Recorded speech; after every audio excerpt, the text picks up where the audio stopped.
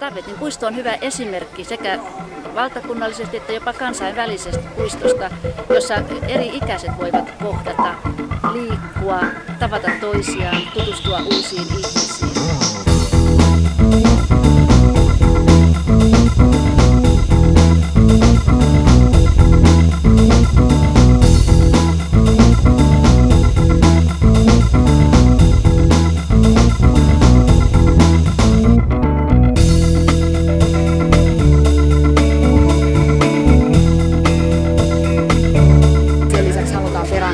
Tällaista innovatiivisuutta, että vanhat stereotyyppiset käsitykset vanhuudesta ei ohjaa meidän ajattelua ja toimintaa.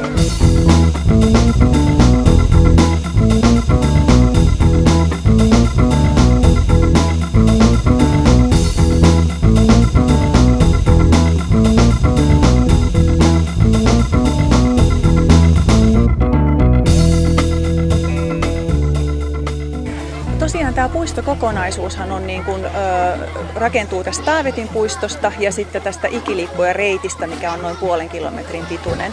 Tämä on antanut tosi hyviä mahdollisuuksia jo aikaisemminkin senioreille treenata täällä monipuolisesti toimintakykyä.